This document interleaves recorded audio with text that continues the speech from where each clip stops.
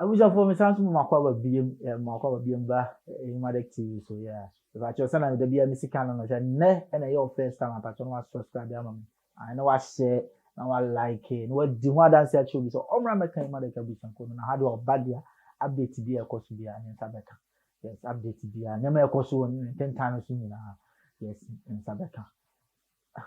I wish I for nsemo koso yes baba nsemo so koso Ghana. Issues so ha yes hankwan so na ebe ma waso ante kan sem na ekoso Gyakye Quayson na lawyer for e de adesede aba abese Accra High Court eye Mary Ekweyanzu e na ye otimwa 14 ekonwa mu nse eye dada na ye dedi Gyakye Quayson asem no omo de asem akwakodan in Court of Appeal say omunyom ho ntiase ana se court ni fun wo baabi eno ntino ye Court of Appeal enhwe no nka omo asem ma omo ntino omo bese ya Accra High Court set anka koti se Court of Appeal e de ho atemu ana se hu mu aye beba no ka memma eye Accra High Court no yemfa asem ye no ka yenchenchen so kakra nenso ene yetena ase no na eye maami Ekweyanzu ye otimuafo ode ni na temu baaye na wabosa asem negu ote ompene na obema asem ye no omedi ne daada enti ochire mu se mudi mu asem akwakodan Court of Appeal no eno nche se yentumi ndi wasem ewo Accra High Court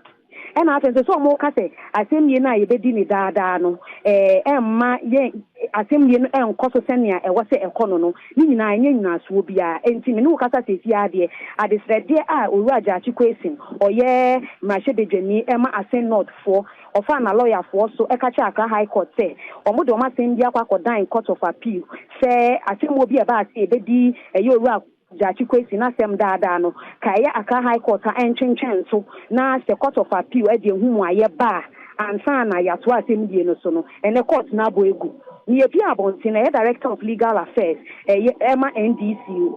Abraham Amaleba e ka chense nchofo say omo do mu nyom ho ntiase omo besa de asem we ya e besa fa kodan Court of Appeal na mpo ansan de be court dan mu no Ay3ka oye Gyakye Quayson the lawyer e ka che court ne say emuaye na ode aba no omo nto omo ase enti omo de asem san kwakodan Court of Appeal na Court of Appeal enhye Accra High Court ha say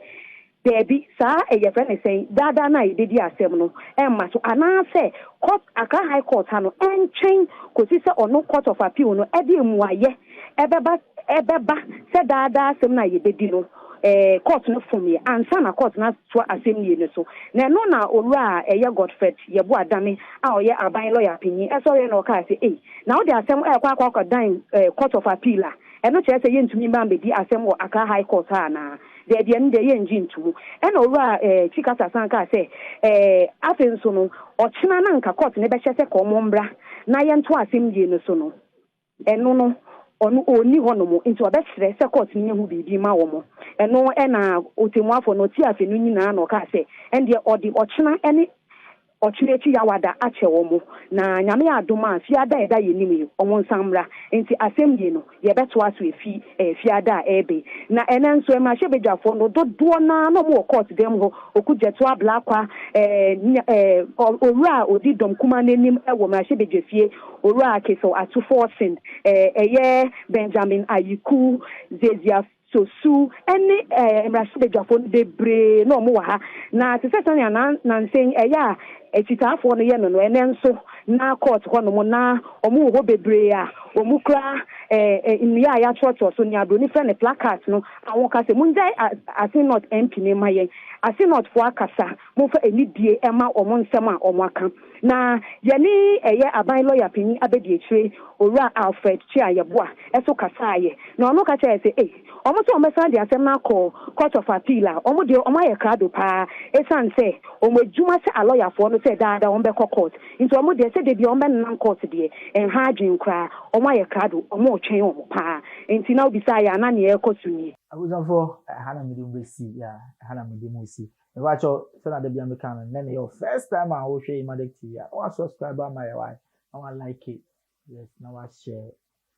no what di hun komo acho so omra me kan ye ho no ba update bia ne nsa be kan yes nyema bia ekosu bia ne nsa be kan ya nsa be kan bia e wacho asemi ba o comment ne say dia na wo so kan fa ho yes dia na wo kan fa story we ya me de ba ye ho asama person o kan fa ba cho no leave wo comment section ho e dia amaye on so wadwenche no ebe ma Emadek atumpon because ye ne mu nyina na ye adwuma no dia di bia ni amon leave comment na mo ma ye so ya sente na dia ye so ye nka nche ni pa mi ye so aka nche ya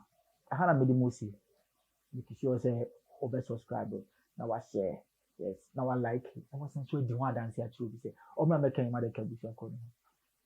makra